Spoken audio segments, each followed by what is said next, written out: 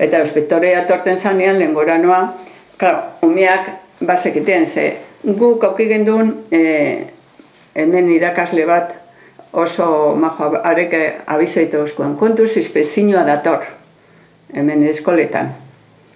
Eta orduan, etorten zen Iñaki Barkos izen zen gure sekretarioa, gure diru emolea, dana. Han egoten zen Iñaki eta Josefi beran Andrea. Bueno, eta etorten zen Iñaki harineketan, kontuz, inspektoria dago, eta danak harineketan, ataretan, Frankone, Kuadure bakizu, eta Jose Antonio, Kurutza, beste, Kurutze inite egoten zen, uste dut. Eta danak egoten ginen, bagenek hilez, berazala, ate joten zuenean danak artez.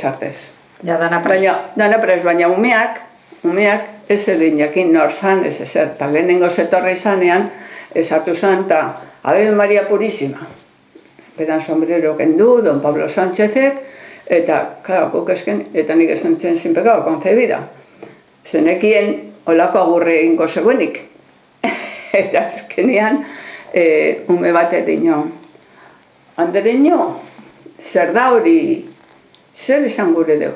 Zen zan, eta non erantzuten deuen euskeraz, Don Pablo. Nik enekien, euskaraz ekienik ez ezer, baina berak, umeari nik esan, bera etorri baino lehen hau entzunin zuen, nik eureri umeari esan ontzien guztie.